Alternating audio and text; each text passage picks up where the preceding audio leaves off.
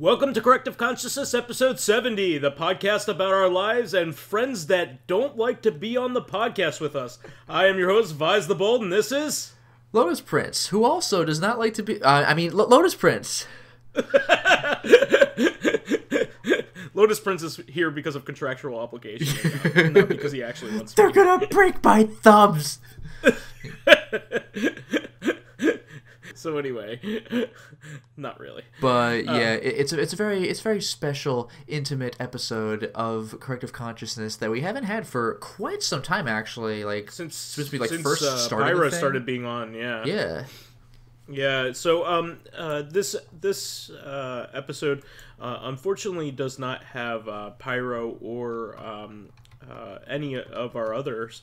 Other stand-ins that it's usually here, notably Old Man Stompy or Minty Mitts or Mr. Ryu. We just had a situation where nobody could make it tonight. So Old Man Stompy, Minty Mitts, or Mr. Ryu, not even once. The funny thing is, Minty Mitts and Mr. Ryu also want to talk about their trips to Japan. So we will have another episode of exactly the same thing. But yeah, this will be good. This will be like the format was originally meant to be intended. Yeah, where Vice and I each just go on for way too long, and then it's still like a 2-hour podcast. 100% red-haired Menelaus. Well, you can't get enough of proper, ancient Greek epithets. So, having said all that, I'd love to hear what you have to say this week, Lotus. Sure. Well, just first of all, I guess I'll give the quick Fatal Frame 5 update. At this point, every episode is up on YouTube for patron consumption, so in a week's time, every episode will be up for everyone. But at least I finished uploading the thing, so we're getting toward the point where everybody can start to appreciate the end of the game. And let me tell you, by the way, the very last installment of the game, I think I mentioned this last time, I was considering not bothering with. I had beaten the game, I'd done the post-game stuff, and I was thinking, I'm good. But it was kind of bugging me that I'd missed some stuff in the game, and I got some questions about, like, are you going to cover the ghost glances to get cutscenes to see how they died? Like, are you going to cover those that you missed throughout the game?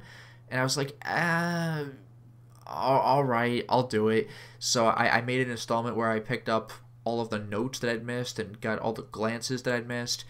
And the final episode's like about an hour long. I split it into 2 videos, but that was after consolidating like 3 hours worth of video to like find all the stuff, because you have to replay all the levels and everything that you missed the stuff in, and it's just like, oh god, it's a lot.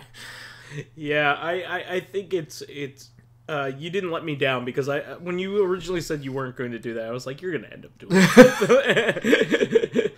So yeah, I fully expected it. There are some things where it's like, Disgaea, are you gonna beat all the post game bosses? It's no, like, oh god, that. Do you know how long it's gonna take? So like Fatal Frame, I was like, man, I don't know, but it's like, yeah, like at least complete my database. I'm not gonna S rank every level, but I'll do this. Crazy. Yeah. So I'm only really missing 3 things by game's end. Skill stuff, like S ranking like every Devil May Cry mission is just like, why are you doing that? Like, yeah, that reward had better be pretty special. And for Fatal Frame 5, it is special, but it's like, you know what? Every shot's a Fatal Frame shot. There, now you know. Like, I don't need to prove it visually to you. Like, it's not like, oh, you got to see this to believe it. Like, yeah.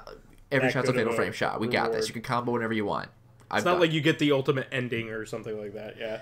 Yeah, thank God, by the way, because some games that do that, like, oh man, if only you had known, like, if you had put 100 more hours into the game, you'd gotten the true ending. Like, oh, God. Like, so I'm glad I don't have to go through that. Like, I appreciate jumping through some hoops for the true ending, but not if it's, like, a miserable nightmare, like that. So there was that. Then otherwise, as far as just stuff I've been playing, I had 2 different streams. One of them this took me forever to get started on, by the way. Like, I really just took a good long time to get around to this, but I finally started streaming from the Super Nintendo, and I streamed a good 2 hours of the original Donkey Kong Country. And good stuff. Yeah, I mean, DKC2 is my favorite. With Donkey Kong, I'm like, I really should play through Donkey Kong Country before I do DKC2. And Donkey Kong Country is fun, but as I'm playing it, I'm kind of like, oh man, just wait till I get to DKC2. You should play all 3 Donkey Kong Land games as well. Yeah, I've never played them, actually. Donkey Kong Land is not... like, they're fine functionally, I should say. They're mostly just, like, zoomed-down versions of the original games that they're, like, emulating. Yeah. There's some, like, you know... original levels and things like that, but the big problem is they look terrible because they're meant to be black and white games. So like that those pre-rendered like you know 3D sprite things don't look very good in black and white. You know, it's just they look like garbage. Yeah, well, it's a whole other world. Like with those 3D sprites, so much effort was put into them that there's just a bit about that in Donkey Kong Country's instruction manual. It's like, here's the process we use to get these sprites, and like they're just kind of like so proud of themselves that they pulled the stuff off, because believe me, it was not easy or fun to do. And they were like, dude, look at how we got this cool look for our games. There's like a whole section in the manual about it, because it's just like, can you believe this? I mean, the Game Boy games are very impressive, I guess, like but nowadays, you know, when you could just play the Super Nintendo games, I mean, come on, like just play the Super Nintendo ones, and then move on to Donkey Kong 64 if you wish. Oh man, like I have beaten Donkey Kong 64 multiple times. Me too. But like I don't know if I want to let's play or stream that. That is. I like the final battle a lot. The final battle was pretty cool, and I like how it incorporates all 5 Kongs. Yeah, I like that quite a bit, and I do like the really awesome ports of the original Donkey Kong and also Jetpack. The Jetpack. Jetpack's actually a lot of fun. My first ZX Spectrum game before I think I'd even ever heard of the ZX Spectrum. Yeah, and it was like Rare's first video game when they were called Ultimate Play the Game. I like Jetpack quite a bit, and I didn't expect to like an old computer game like that. It was surprisingly fun. I just love stuff like that where it's like, you know what I'm in the mood for? I'm in the mood for OG Space Harrier. Let me just break out my Dreamcast and turn on Shenmue so I can make this happen. It's like, what? You know, the game within a game stuff. Now, the thing with the Donkey Kong Country stream, though, is I have had problems before with trying to get my Super Nintendo to work with my FrameMeister and therefore my capture device. And I didn't know what the deal was, because my Super Nintendo would hook up to the TV just fine, but when I started hooking up the RGB SCART cables to the FrameMeister, it would just be a black screen and nothing would register. And I didn't know what the problem was, and I went onto a forum to ask about it, and people were like, well, that's strange. Did somebody like open your system and mess around with the insides of it, maybe, because that doesn't sound right? Or someone else suggested, well, maybe you should use this wire, and they recommended Vice, something that you have for your Neo Geo thing, something that like cleans up the C-Sync or something like that. Sure. In a manner of speaking. So I got that, and yes, it does work. But the problem is, I don't know if it's the capture device I used, or if it's still just the Super Nintendo on that wire. But while the capture device recognizes it and everything, I don't think it likes that setup very much. Like, I recorded this stream for like 2 hours, and then when I was done, I told my game capture software, okay, now turn this into a file that I can use. And it took something like an hour to render the file, which is madness. That is insane. Because for the record, I did just upgrade the game capture software. I'm like, is it the game capture software though? So like for an experiment, I tried streaming some more Zombi on the PS4, and I did 3 hours of that. And game capture, turning that file into something I could use, took less than 1 minute. And it's like, okay. So it's not your computer or... Yeah, that was software. my biggest fear. I'm like, is my whole setup compromised now? No, it just does not like either the Super Nintendo or that C-Sync wire thing. Like, I mean, I can still stream, I can still render. It's just a pain in the ass. You know, like, I can still do it. But I just better dedicate, like, a day to just editing. Apparently, the Super Nintendo has a weird video mode that no other system really has. Maybe that's it then. Yeah, it's a little funky. It only really has problems with certain upscalers, but I hadn't really heard anything else. But that might be the issue.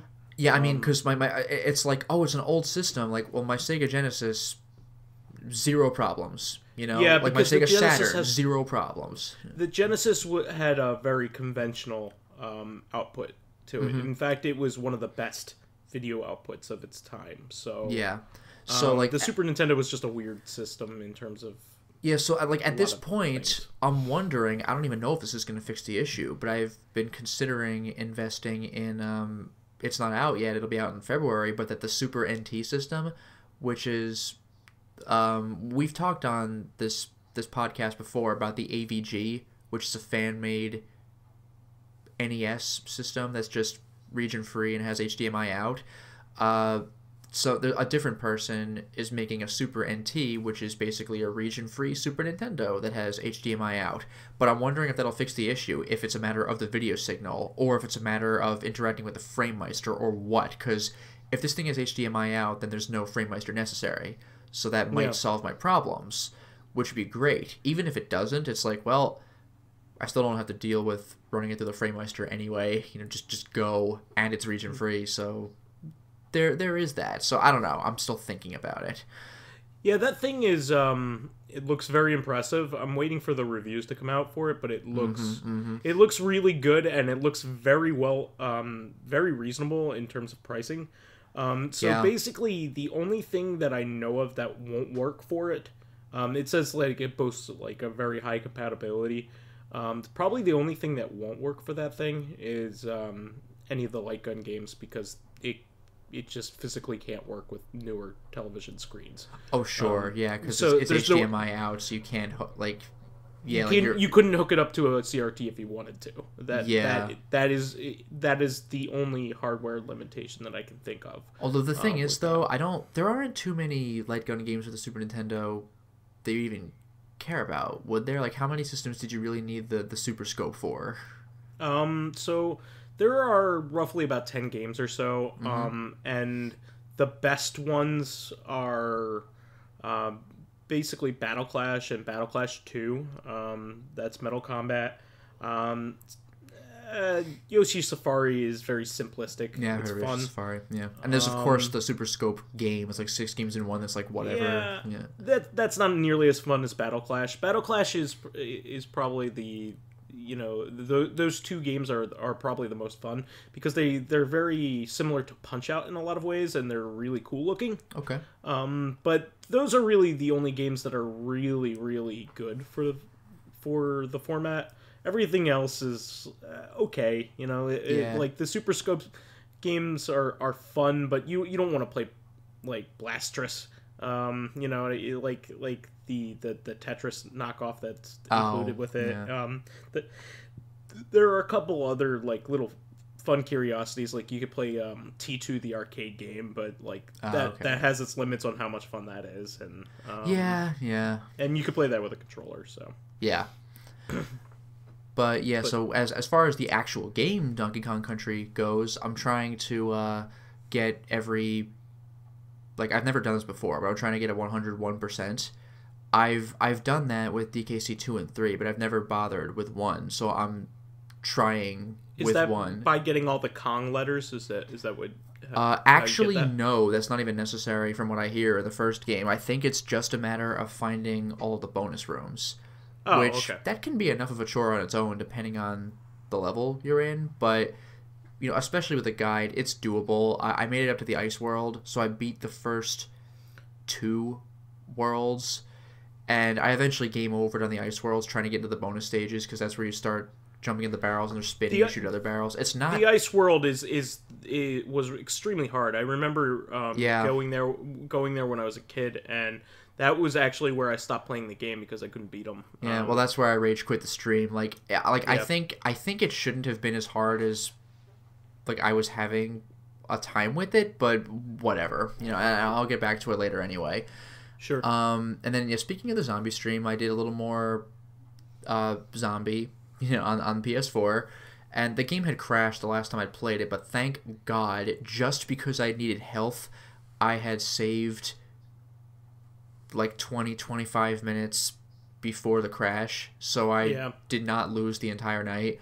So I was able to recover that relatively easily, and I love that game. I think it's great. It's fun. And then I ended up going to newer areas. I finally, for the first, I've died a few times during that stream, but I've never permanently lost stuff.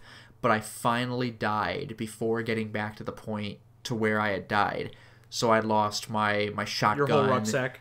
Yeah, that was a pain in the ass. But the good news is the game does offer a bunch of weapons. So if you can't use this machine gun, then maybe you'll find that machine gun. It's unlikely you'll have all of that on you at the same time. So I can compensate. It's just disappointing on principle. Although one thing I'd forgotten is you always have your cricket bat, and from when you find it, your basic pistol. So you will always have a pistol, which I'd forgotten about. And that's my primary gun anyway. So that's not so bad. And yeah, you by and large you just want to use a pistol because you're mostly one-on-one with a zombie unless there's a zombie. Unless rush. It's a set piece, yeah. Yeah. And what's cool is that if you upgrade your weapons, different characters will, if a different character picks up the weapon, it's the same weapon. But even if you die and lose everything, the next character who starts with a brand new rucksack still has their pistol is still upgraded from what you've done with the previous. So yeah, so there is some persistence. A little bit, yeah. So yeah, new area, going to new places, and finally exploring stuff I've never seen before.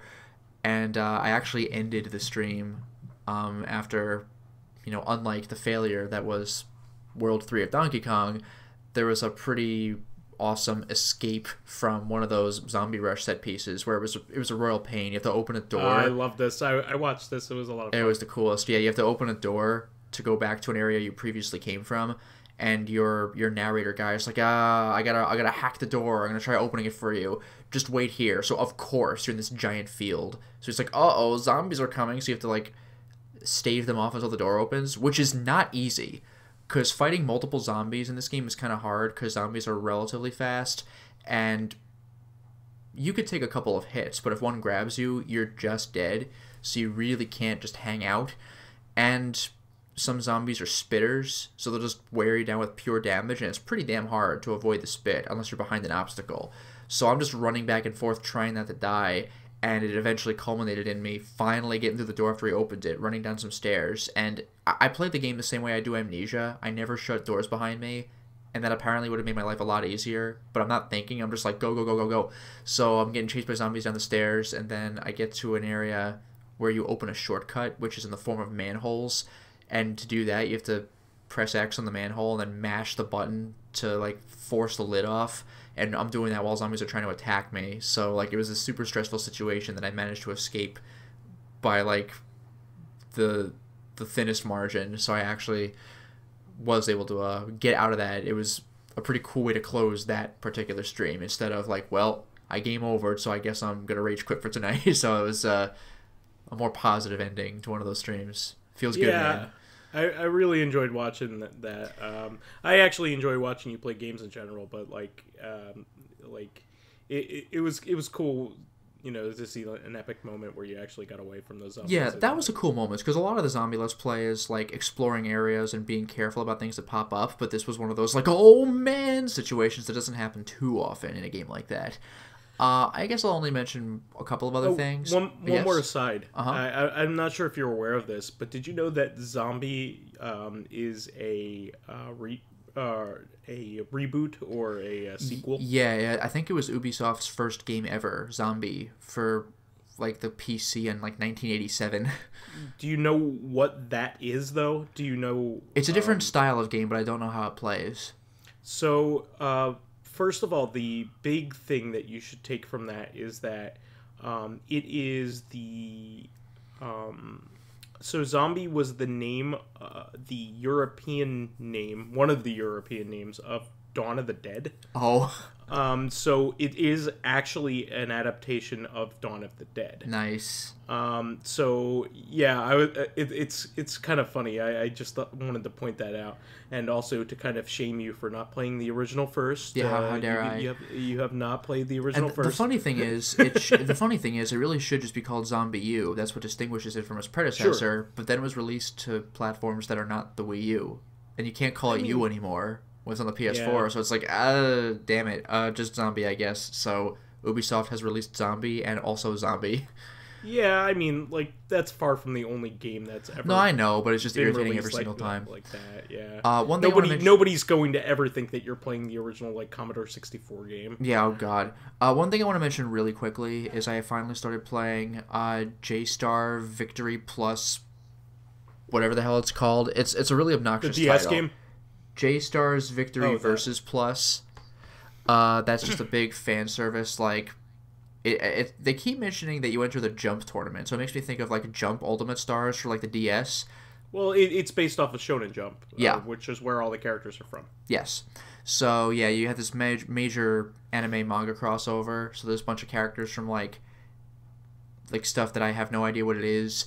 But then there's stuff that I have nostalgia for. Like there's Yu Yu Hakusho characters, there's Dragon Ball Z, there's Hokuto no Ken or Fist of the North Star, there's One Piece, Naruto, Bleach. It's like this super crossover. Saint Seiya. Like it's pretty satisfying being able to play as characters that like I never thought would see a video game again. Like Yu Yu Hakusho was in games when it was cool, and then it was never mentioned since. Like Dragon Ball Z has always been relevant. And Naruto, I mean, Boruto aside, Naruto's still shown up in tons of games. But Yu Yu Hakusho was cool. What's Boruto? Naruto's son. Like, they have, like, a sort of sequel series. Oh, really? Yeah. But, like, but Yu Yu Hakusho was around when it was relevant, you know, like, in the Super Nintendo era. And there's that one PS2 game. And then it was kind of like, well, that's really all we can do. So it's really cool to see Yusuke and Toguro and Hiei just...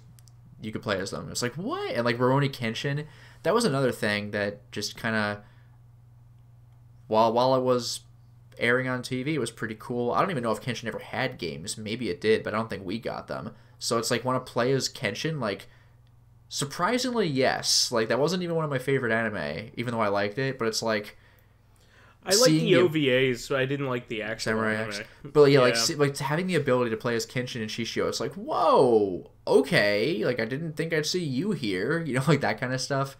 And it's also cool to see people's, super moves when they can pull them off. Like Hunter x Hunter has it as well. So you could play as Gon and Killua. Unfortunately, Hisoka is a supporting character. I would have loved to play as Hisoka, like actually play as him, but. Some characters are for support only, but it's still super cool. The game is really repetitive, though. You do not want to play this game for more than like 2 hours at a time, but you're really in it for the fan service anyway. That's kind of the whole point. So it's like, all right, I'll happily give this a look. The last thing I want to mention is I believe last week I had mentioned Sentient, where I had kind of come across an impasse regarding trying to find endings for the game, Sentient for the PS1, and there's only one guide on the entire internet, at least the English-speaking internet, that I could find, and it's quite good, but it doesn't have everything. And I was like, well, I guess that's it for me, because I don't feel like experimenting, because this game kind of offers too many possibilities that probably lead to nowhere, you know? Like, the game is very time-sensitive anyway, but it turns out that magically there was actually a Prima strategy guide for this thing. Wow. And it's like, really? The funny thing is, even the guide doesn't cover every single ending because it doesn't go into the game over stuff, but I think it actually does show me how to get the stuff that I was looking for. So I'm like, wow. All right. Did you order it? Yeah, I actually received it in the mail at the time of this recording today. So crazy. Yeah, so I'm like, I'll actually try this. Does it say completely unauthorized on it? Like a lot of no, I think it might be the Prima guides. Yeah, totally unauthorized. This is the stuff the game developers didn't want you to know. But like, I don't think there's any codes for this game or whatever. It's just like, here's how to play the game, and that's half of the strategy guide right there. It's like, here's how to do anything. Like, a lot of people were turned off to this game because it's like, what the hell am I supposed to do? And I don't blame them. If I didn't have a guide, I mentioned this last week, I'd be just screwed. But yeah, so there may be hope yet for my attaining the other sentient endings. Hooray! So Lotus, it's pronounced Sentient. Sentient. Sentient. All right. So anyway, that's my week. So how about you, Vice? So why thank you. Yeah. Hopefully you'll stick around for next week as well, because we're dwindling as we speak. Yeah. So anyway, I played more of Far Cry 4. Okay. So I'm moving right along in that, and I'm having more and more fun with it as time goes on. Mm-hmm. It's one of those things where I thought it was getting repetitive at some point, and now it's less of a chore to do things. So okay. Though I still wish there were some later like hunting missions that I wish. Oh yeah, you did say that you could clear most of that stuff like early game. Yeah, I mean, all I have is special hunts left, which are basically just modified versions of previous hunts, where you try to kill a specific rhino or like try to kill a specific.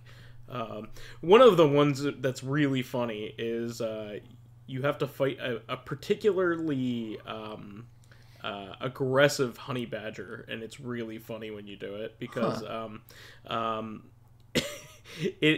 it asks you 3 times if you're very sure you want to go on this mission. Like, it's like, oh, you don't want to do that. You don't want to do that. It's like Monty Python. Like, how bad could it be? And the rabbit just murders everybody. Oh no! Like it's set up just like that. So you you go to where it is, and there are dead bodies everywhere. And you're like, what the fuck happened here? And then you just kill it, and it, like, if you kill it with a machine gun, it dies almost immediately. So you're like, what the hell happened here? Like, it was really funny. That's pretty good. Definitely he wasn't any more difficult than any other honey badger in the game. That's great. Which are aggressive but not very difficult to kill. Yeah. So it was just really funny. There was a special rhino that I needed to kill that was really a kind of a fun scripted moment. It has a rhino that is running back and forth on a bridge, and that was pretty fun. So I enjoyed that. And I'm unlocking more and more of the map and having fun with that. So I hope to beat it pretty soon, probably within the next couple weeks. Sure. Metroid Samus Returns, just playing more and more of that. I had lost my game because I had put my system in sleep mode and it happened to die, so I lost like an hour worth of progress. So I was kind of bummed that I had to go back to that. Yeah. But I made it past the point that I was originally, so I have a little bit more willingness to play it. Yeah, well, I mean, that was like when I crashed during that one zombie stream, because I forgot when I last saved, and I'm like, if I haven't saved at all, then I might just rage quit the game. like it just happened not to be the case. And just because I was curious, I had never done this, but because the new Wolfenstein game came out and it's getting good reviews. Yeah, it's getting great reviews. Yeah, I was really intrigued, so I went to go back to play Return to Castle Wolfenstein. Have you played that one before? I'd never played it before. That game is fantastic. It's really good. Like, I didn't have it on console. I played it on PC.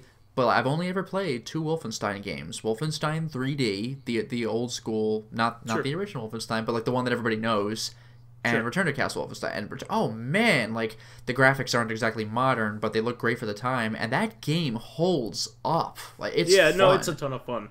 I'm having a good time with it, though I just found out that the definitive version's really the original Xbox. Really? Yeah, because it has prequel missions that aren't in the PC version. So interesting. Yeah.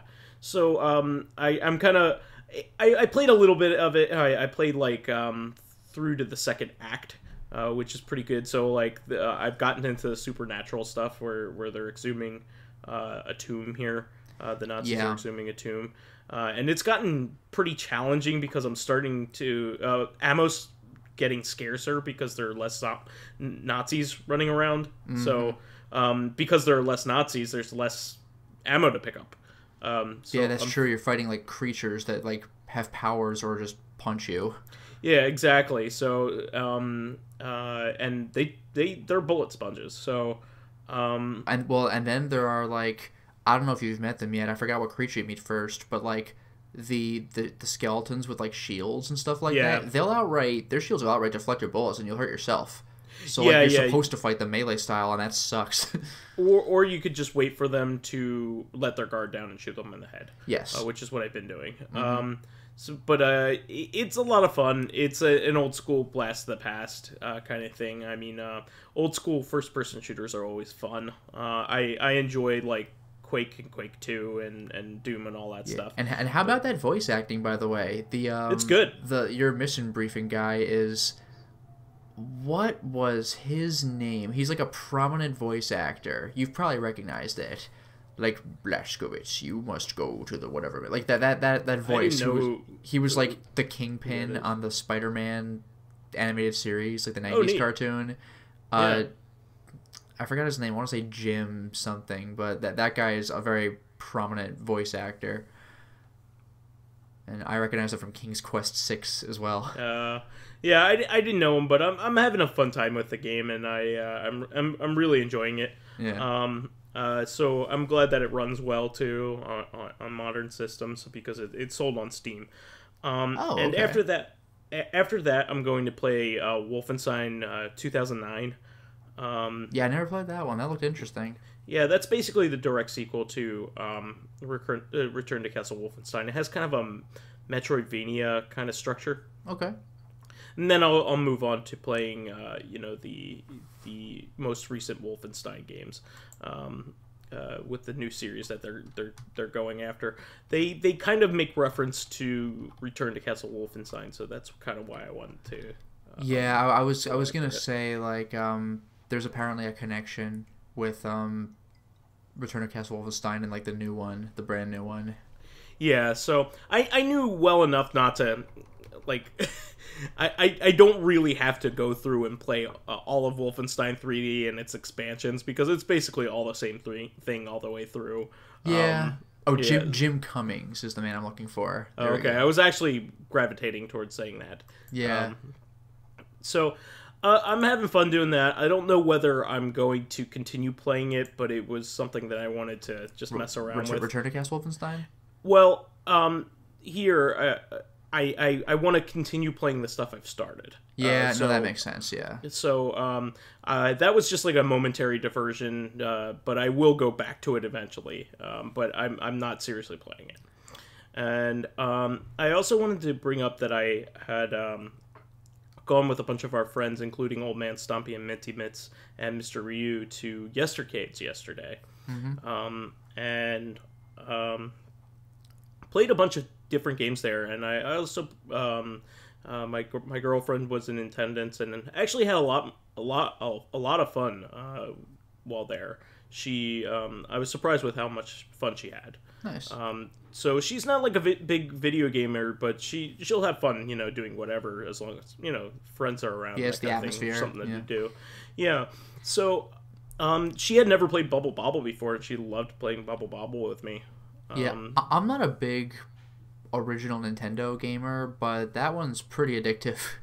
Yeah, they have the arcade version of that, and we had a lot of fun.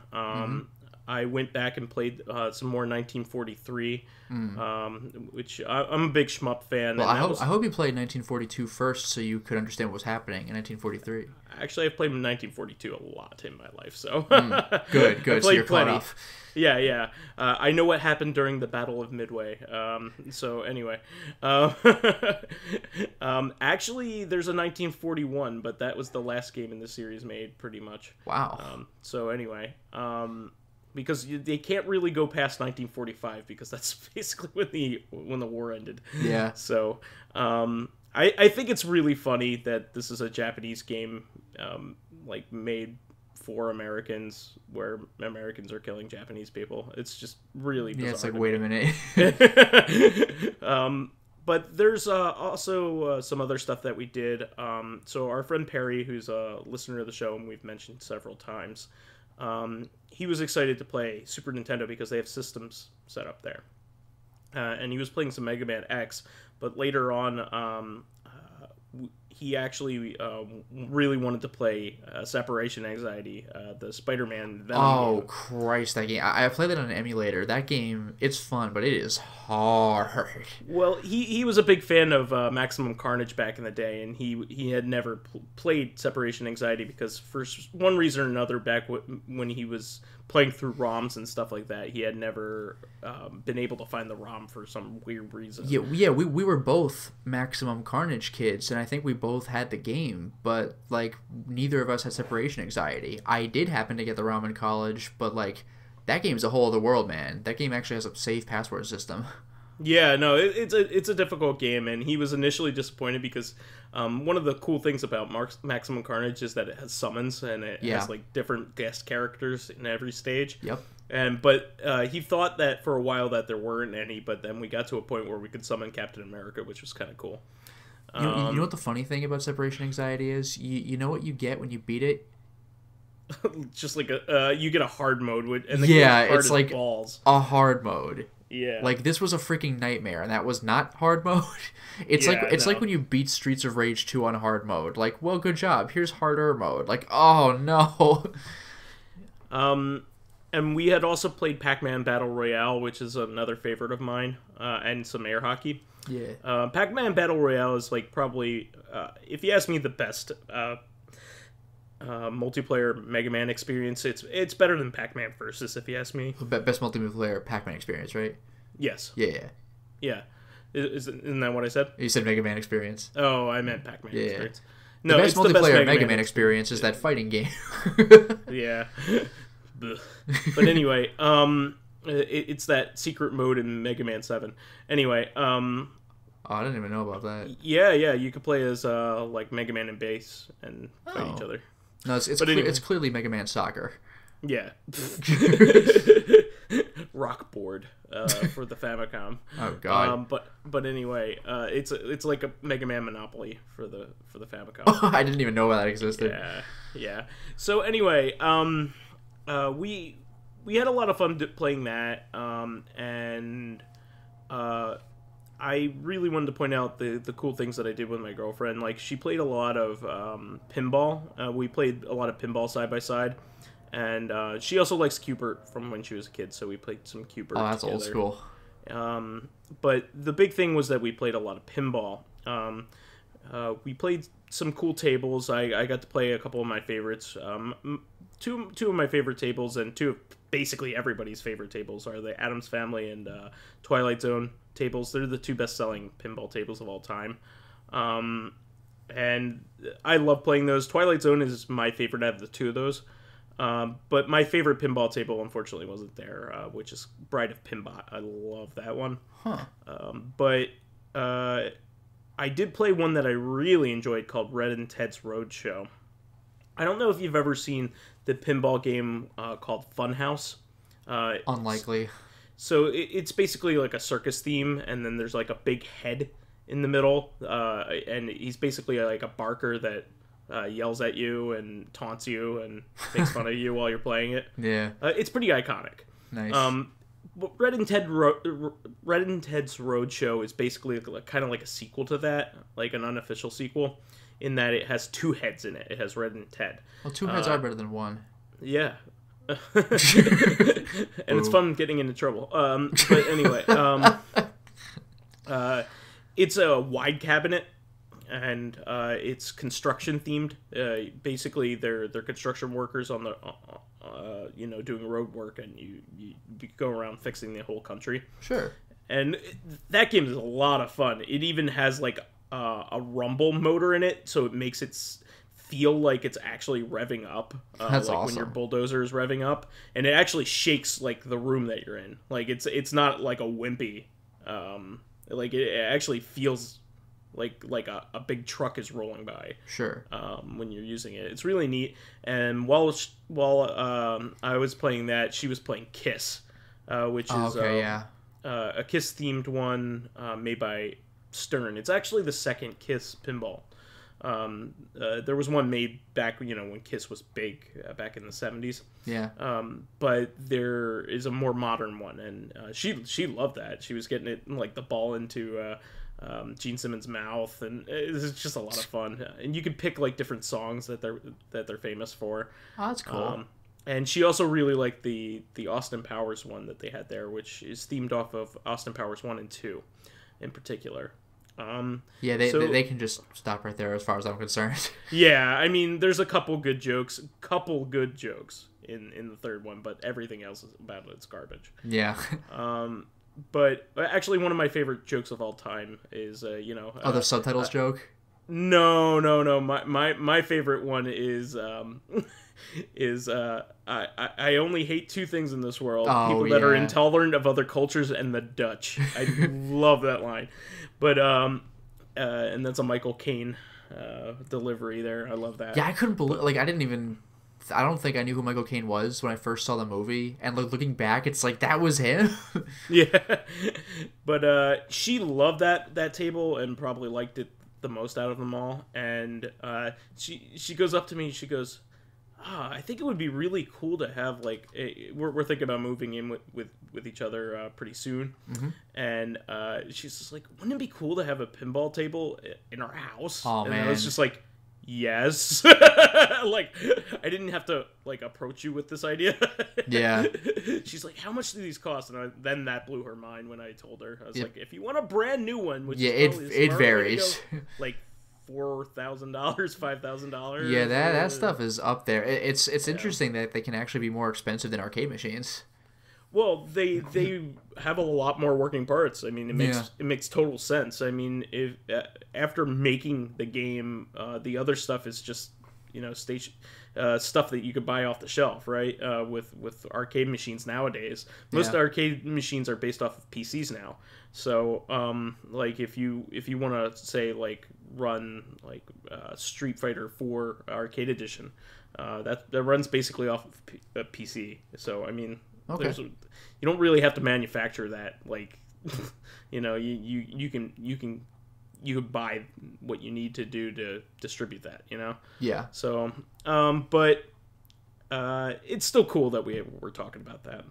I just want to mention a couple other things. I had talked about this a little bit before on previous casts, but I had ordered the open source scan converter, which is the primary competitor to the FrameMeister for things for upscaling old video game systems and displaying them on HD televisions. I finally got it in the mail. I haven't gotten a chance to play with it, so it's just a small update. But I can't wait to start futzing around with it. Apparently, it provides less lag than the FrameMeister, so which is impressive because I don't really perceive lag on the FrameMeister. Yeah, there's like something like a frame and a half of lag. However, the different picture modes in the FrameMeister that like clean up the video are well worth what it does in there. There's like a lot of post-processing stuff that the FrameMeister does that the OSSC doesn't. The OSSC kind of just is just an upscaler, so it kind of just puts it up there, And the FrameMeister does what the OSSC don't. But as time goes on, this is being improved by the community. So yeah, that is really source. cool because it's open source. Yeah.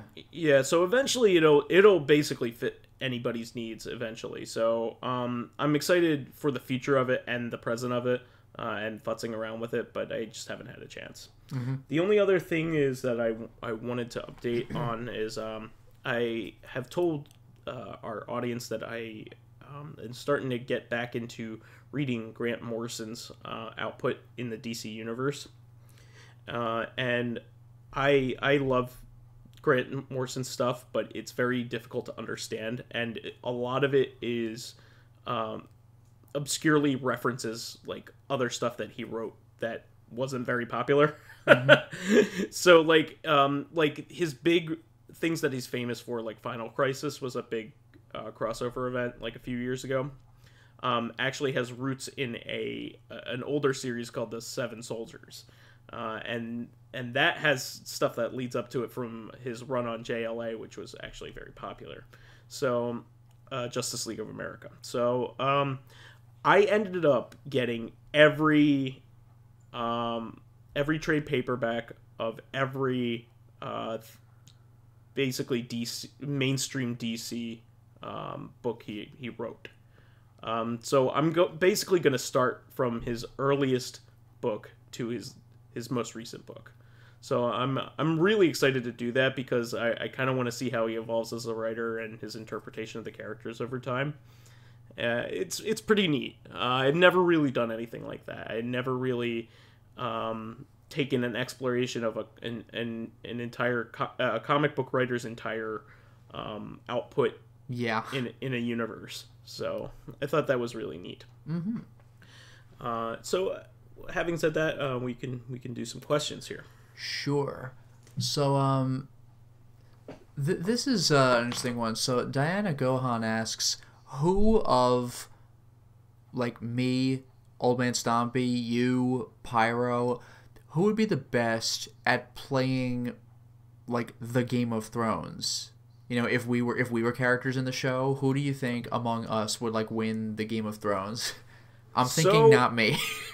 Yeah, I think you and I are too nice. Yeah, Old Man Stompy and Pyro, they're jerks, so they have a good chance. I think, no, probably. I just think that they're very strategically minded. Yeah. Both Pyro and Old Man Stompy are really good at board games and things like that, and playing things like the Resistance. So I feel like the Resistance is like the best equivalent that I have to judge this on. So I feel like they would be very good at it. Yeah, so, like I'm rather short-sighted. Like if I see a really killer move, I'll go for it, but I can't plan 10 moves ahead to get to that killer move. Like if I stumble into it, then great. I don't think I have what it takes to win the Game of Thrones. Though I would say I would probably be best at making allies, which is a big part of Game of Thrones. It is. So I think pretty much everybody has said this, that I'm pretty gregarious and I have a lot of different circles of friends. Mm-hmm. So getting allies is a big part of that. It isn't just backstabbing and yeah. Sometimes it's not even winning; it's just not losing. Yeah. So like the Starks are really good at gaining allies. So yeah, most of the Starks anyway. So because they're not like complete dickheads, or at least as far as I know. So I only know so much up to book 2. So but they are the good guys in the series supposedly. So I would say that you would be. I think you would. I would be that guy who tries to get out of the way, and then when I get invaded, I'll be like, "Well, I guess this is my time." And that's not an insult. I just think you're just too nice to be involved in something like that. Yeah, I'm the guy who just wants to be left to his own devices. So I would probably go out of my way to get a piece of land that's like not strategic, so nobody cares. Good thing we'll all burn and salt it. Yeah, I know, right? It's just what happens, and in Game of Thrones, everyone's a dickhead. But yeah, we could go on to another one here. Sure. That was an interesting topic. I would like to hear Old Man Stompy's reaction to that, though. Yeah. So, For another one, Fakafon asks, if you could overnight just become incredibly good at some kind of artistic skill, like singing, painting, or CGI, or dancing, or whatever, what would you choose? I would say that I'm pretty artistically inclined on a few different levels, but mostly in writing. I love writing. I wish I could do it more, but being an adult saps your will to live. But you know, I have less and less time for it. You know, but I like creative writing. In particular, I like writing poetry, and I even, you know, wrote that poem a little while ago there for my girlfriend's birthday. Yeah, you mentioned that like it was like 2 or 3 weeks ago or something like that. It was relatively recently. Mm-hmm. So I really like doing that. I like making speeches at my family and friends' weddings and things like that, because they generally tend to enjoy my speeches and things like that, because I put a lot of thought into them. I though wish I could draw. I was president of the film club at Rutgers, and I have a good eye for photography and filming. I have quite a few friends that are better at it than me, but I still think I do a decent job. But I can't draw, and I wish I could. There have been a few times in which I had an idea for comic book, and I kind of wanted to do it all myself, because it's hard to like tell somebody how you want something. Yeah. And get it done that way, and also like keep everybody else organized. So there have been times in which I've wanted to draw, and I wish I had the time to get good at it. I have no natural ability at all to draw, and I know how I want things to look. I just have no ability to do it. I have a vision in my head that I can't put on paper, because I just have no ability.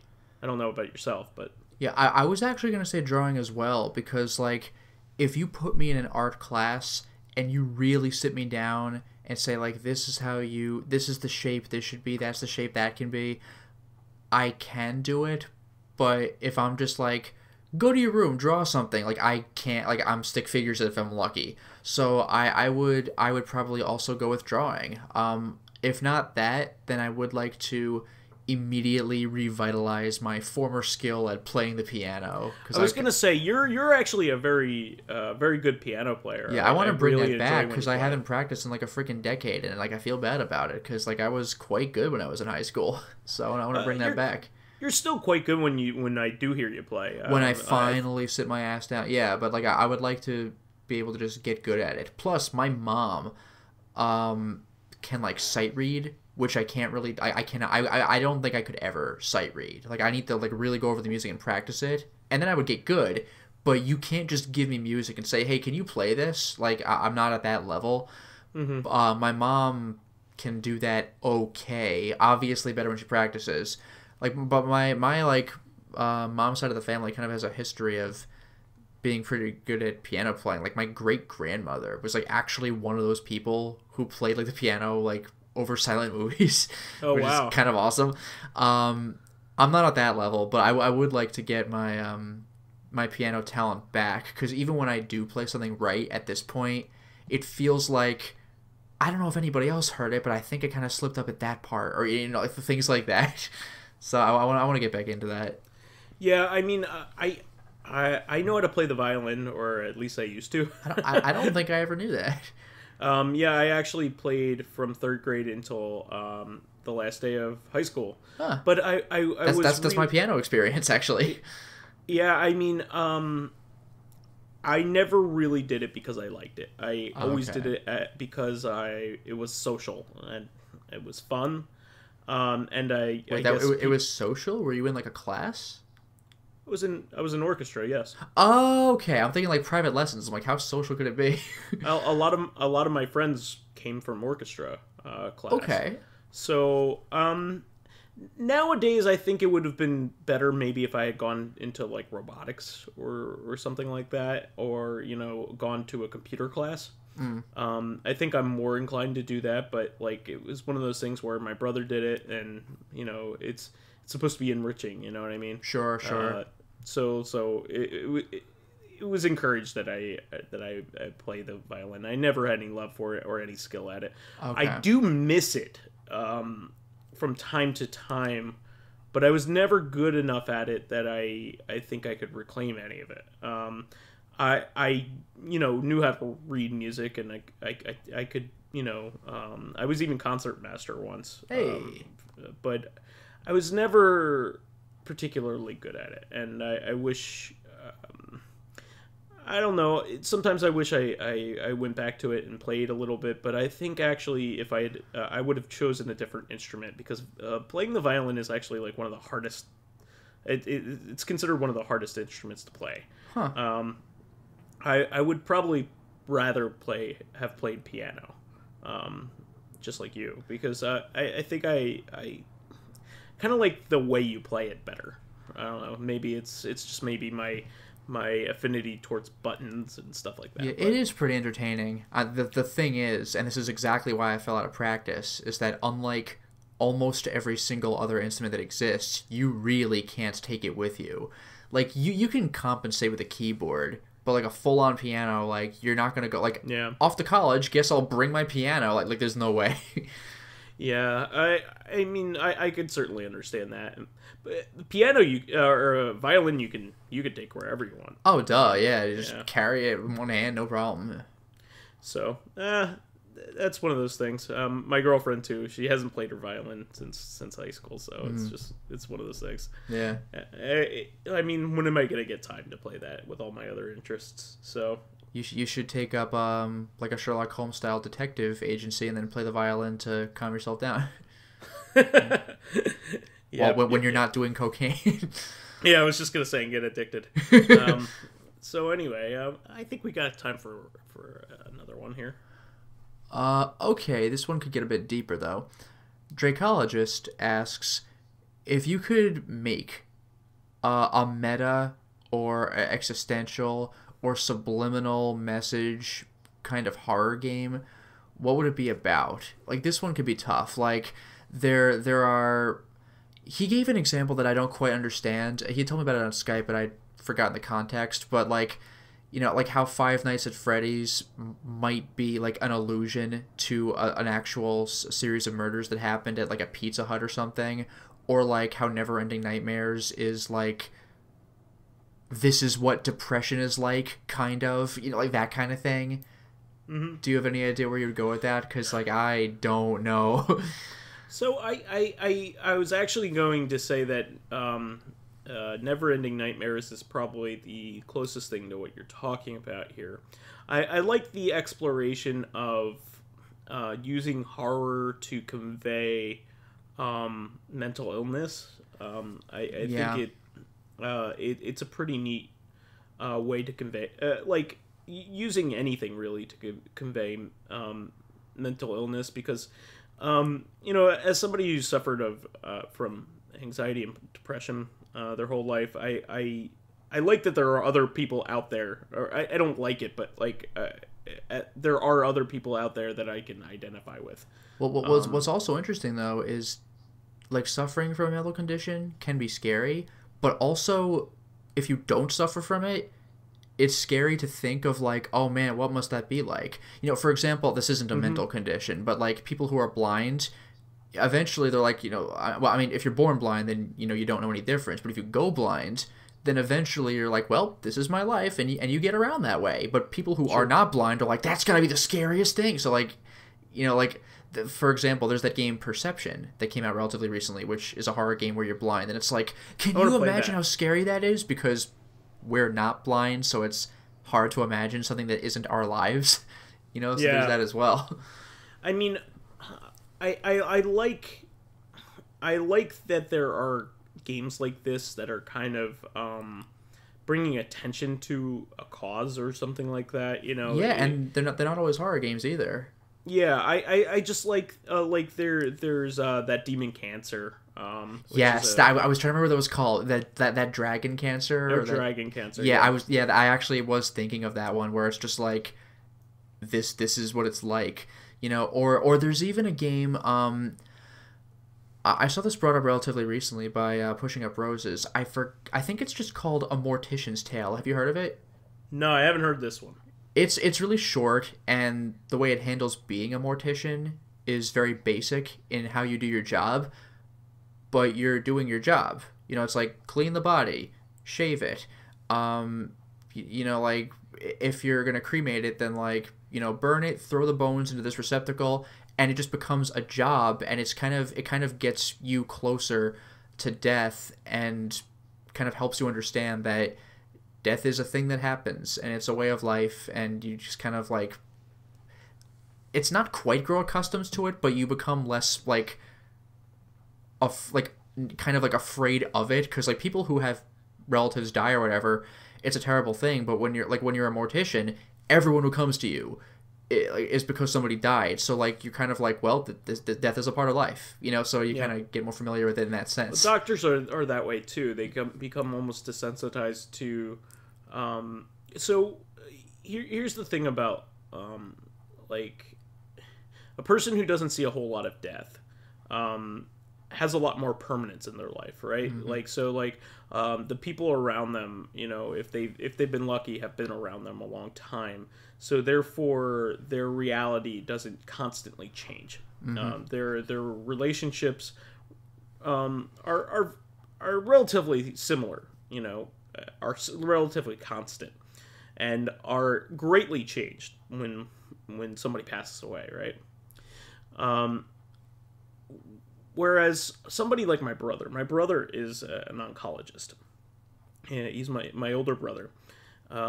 He sees people die all the time, so it makes me think it's like, and people that he's had relationships with, you know, people that he's taken care of for, you know, years at a time. So it makes me think, like, how's he gonna react to, like, he hasn't had very many people that he like from his family that have passed away, people that he loves. So like, because we've been fortunate a lot in our lives that like pretty much just our grandparents have passed away, but like nobody closer. So it and you know, there are also people that you know are going to pass on sometime soon, you know, or sometime, you know, eventually, right? So it's kind of funny to I have no idea what his perception of losing somebody he is very close to would be like for him, because I don't know whether he'd be like, well, you know, this is life, you know, or whether it would be different for him. I have no way of knowing. It's, you know, for me, you know, finding anybody passing away is devastating, but like, yeah, that's not part of my daily life. My life is talking about mortgages. So, But even then, though, like, applying for a mortgage can be a really intimidating thing, especially if you're like a young person who hasn't done it before, and you're just like, well, you do this, and this, you know. Yeah, but it's a completely different thing. No, it is, but like, you know, like, it's intimidating to some, but for you, it's just a thing. You know, it's not like a tragedy. It's not that, but like, for you, it's the job. You know, like, this is how you do it. I know how to do it. You know, so for some people, taxes are like terrifying, but if you're an accountant, then you're like, oh well, you put the number in this slot based on what's on your sheet, like that kind of thing. Yeah, the best parts of my job are when I can help somebody who doesn't even understand certain concepts. Yeah. And I have to teach them from the ground up because nobody's ever taught them.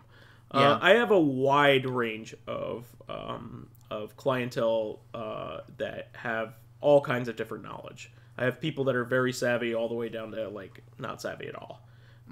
So it's really interesting how you help out those customers. Like, some people are just down to brass tacks because they know exactly what they want and they're very experienced.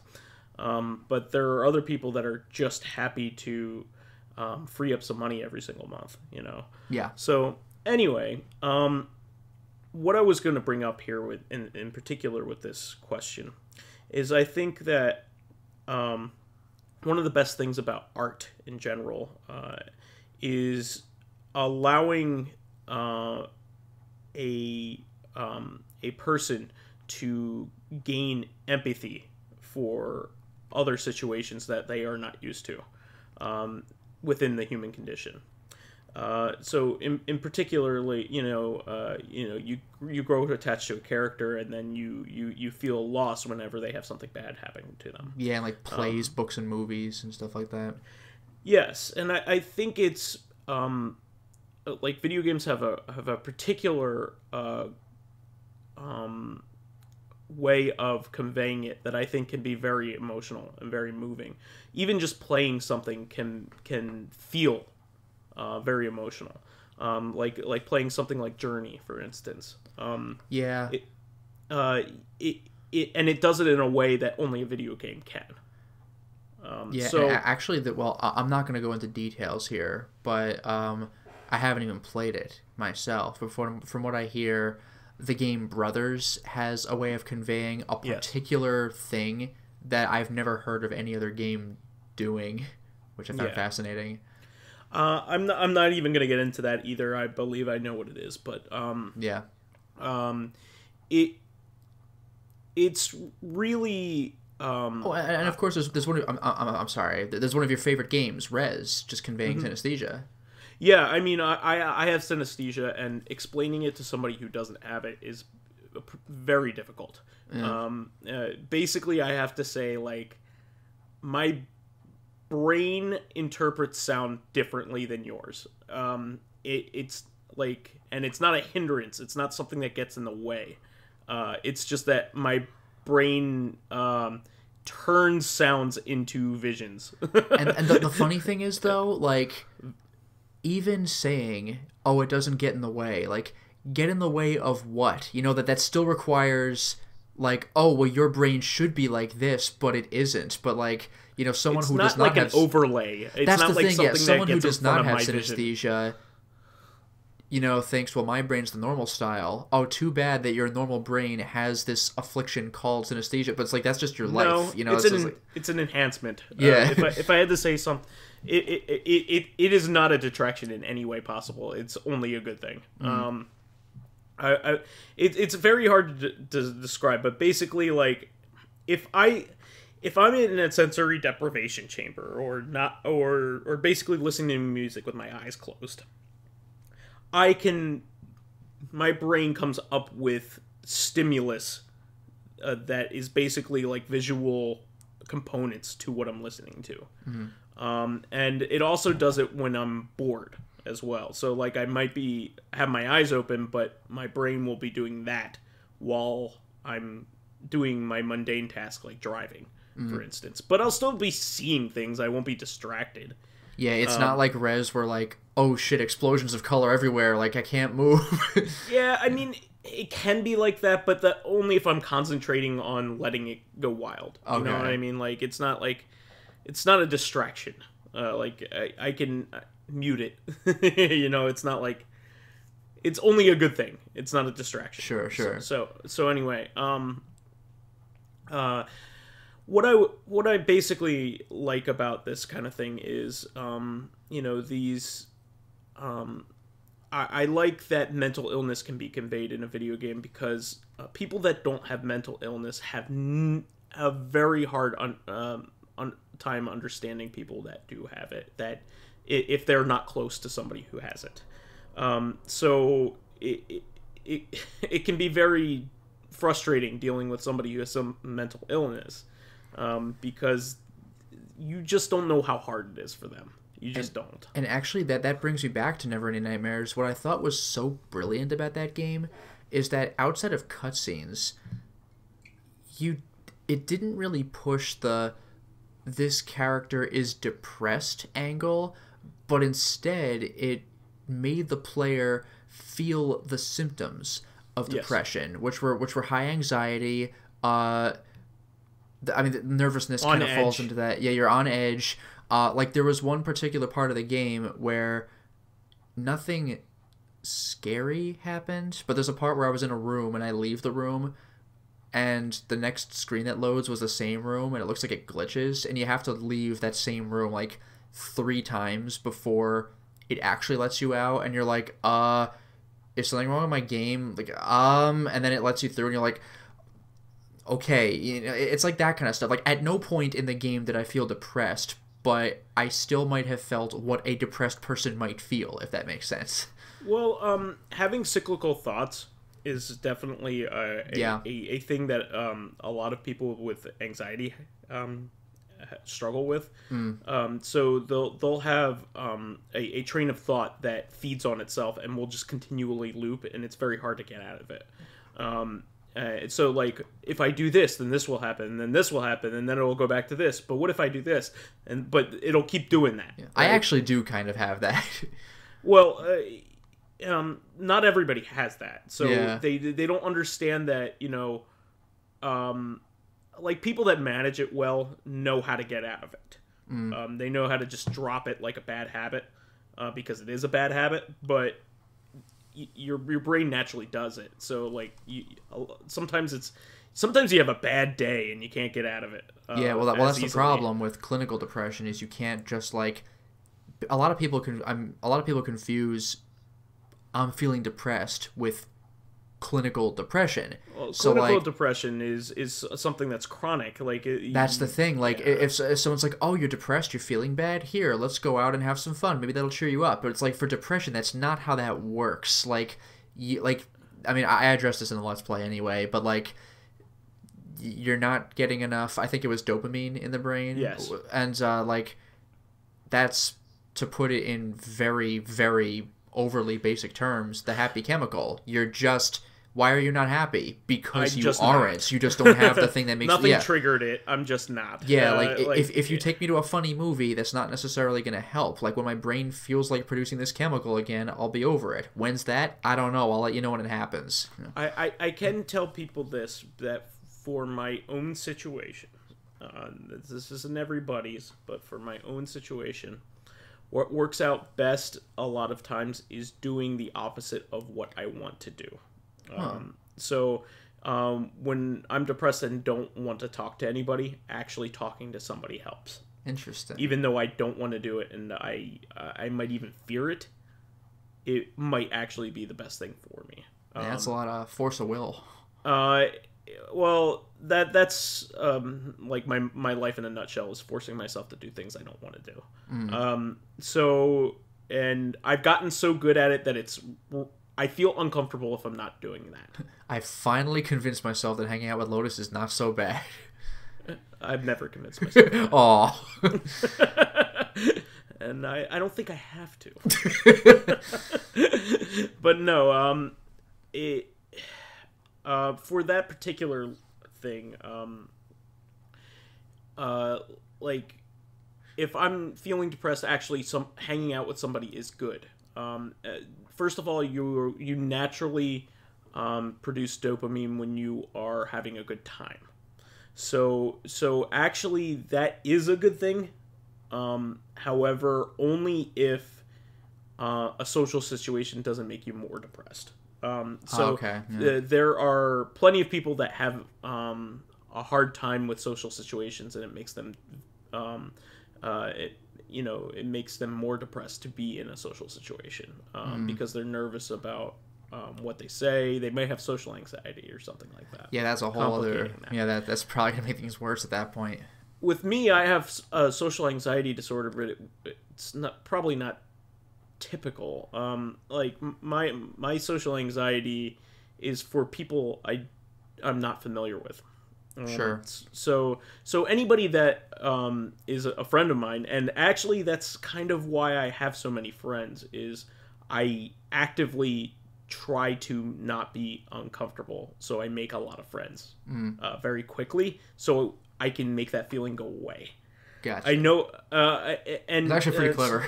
So a lot of my struggles with mental illness, I've actually trained myself out of. I actively have strategies to get around all of them, but I get exhausted a lot of times because of it. Yeah, I'm sure it's mentally taxing. Well, you're playing a chess game with yourself. I have to constantly trick myself into good behavior, or what's socially acceptable behavior. Before I just didn't know how to move within it, right? So a lot of times my responses are for positive manipulation of myself into getting myself to do that. So I make as a result I make a lot of friends, and I try to make a lot of the people around me happy. Sometimes to my own detriment, because like there are certainly people in your life that you don't need to be there, especially people that are abusive or are mentally taxing for you to interact with. There's just some people that you don't necessarily need in your life that aren't a good influence. I for a long time used to try to be friends with everyone, including people that probably didn't deserve it. So sometimes that's one of those things. So long and short, what's good about games like this is that they can help at least convey some of the ideas or the concepts, because a lot of people don't even have any idea what this is like, because nobody in their life can even express these things to them. Even if they know somebody with it, they may not have a good way of describing it, or reacting to it. People with mental illness sometimes aren't on good behavior. They don't handle their illness well, and so therefore they can end up being abusive because of it, or not being good friends because of it, and that's a real shame, because it's kind of what they need. They need to be good friends so they can have friends. So it's a big issue and something I love to talk about, but I can't really get more into it now. But this is why I like this kind of thing, is because it can start the conversation, right? I think that's all we have time for this week. We want to thank our fans that contributed questions. Do we still have quite a bit in the coffers? Last I checked, I think we have like 6 or 7. So like we have a healthy amount for a couple of episodes, but we could always use more, like at any given point.